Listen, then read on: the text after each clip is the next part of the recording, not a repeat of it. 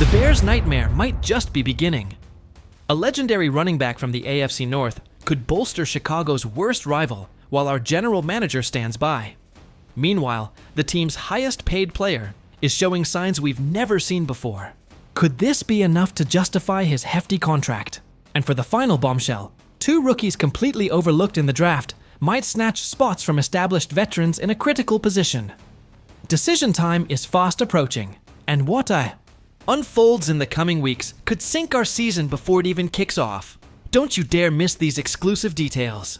What we're witnessing right now could be the biggest mistake from Ryan Poles since he arrived in Chicago.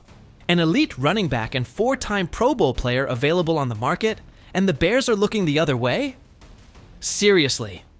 Nick Chubb is out there, recovering, posting videos of his workouts, and meanwhile, our general manager prefers to see what a 7th-round rookie and a couple of undrafted free agents can do.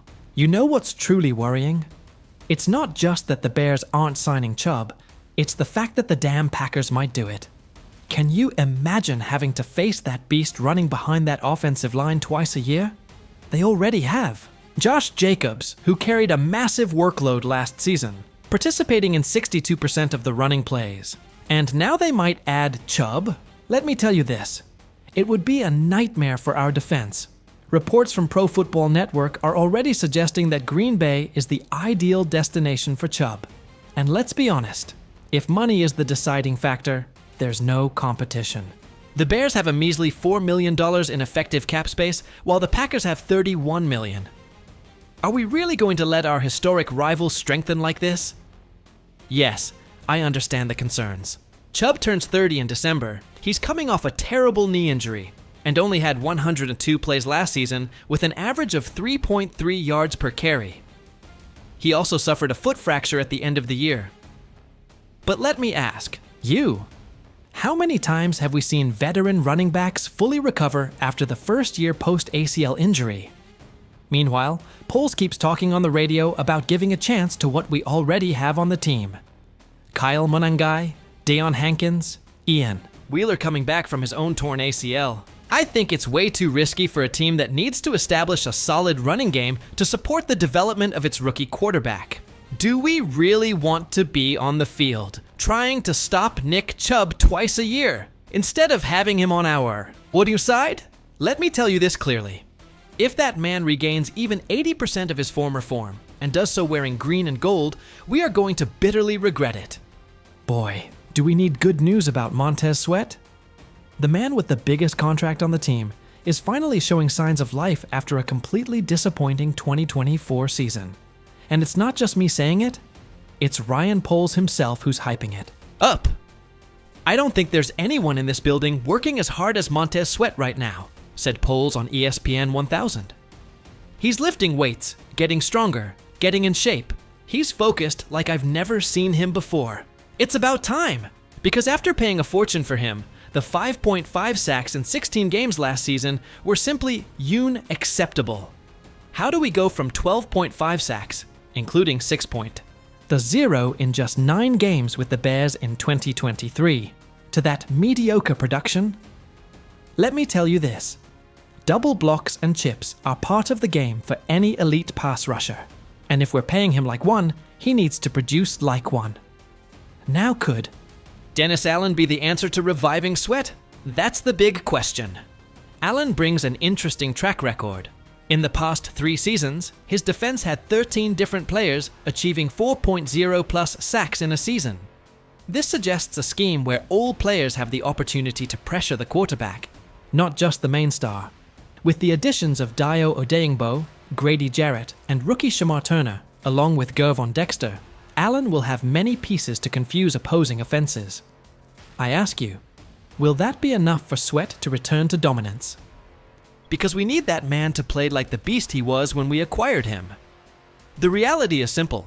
If Sweat doesn't return to his 2023 level, that contract will be one of the biggest mistakes of this administration. I believe Allen is the right coordinator to maximize his potential, implementing an attacking defensive style that should open up spaces for everyone. But Sweat has to respond, and he has to do it now. This is really interesting. Ryan Poles just dropped a bombshell during his appearance on the Cap and J Hood show on AM 1000, officially acknowledging the signing of 2 undrafted free agents who could, listen up, challenge for a roster spot. The names, Major Burns and Tysheem Johnson. 2 safeties that the Bears are closely monitoring. And for good reason. You know why this is so significant? Because Poles did not select a single safety in the draft, even though all the current safeties on the team, Jaquan Brisker, Kevin, Byard, Elijah Hicks, Tarvarius Moore, and Jonathan Owens, will be out of contract after the 2025 season. This is crazy! The safety position will be completely vacant, and Poles decides to bet on undrafted free agents. Is it brilliance or desperation? I ask you, how is it possible that a team that values the secondary so much hasn't secured the future of this position? In the draft, Johnson, standing 5'10" and weighing 200 pounds, comes from Oregon with 6 interceptions, 11 passes defended, and 16 tackles for loss.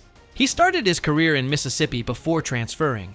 Burns, on the other hand, stands 6'2", weighs 200 pounds, and also has SEC experience with Georgia and LSU, registering 2 interceptions, 9 passes defended, and 12 tackles for loss. Poles was quite direct. They were brought in to develop, but also to see if they can push and make the roster. They'll have to play well on special teams to achieve that. I think this speaks volumes about the confidence the management has in these guys. It's not common for undrafted players to make the 53-man roster, but with a new coaching staff, the opportunities are there.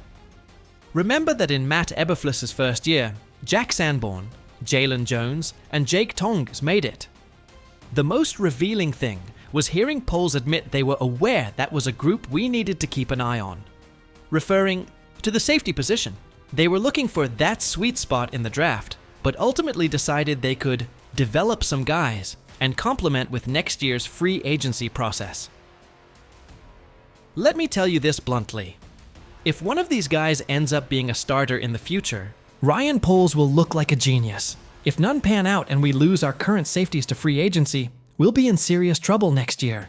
It's a huge gamble for a critical position. What do you think, Bears Nation? Should Ryan Poles open the wallet to bring Nick Chubb?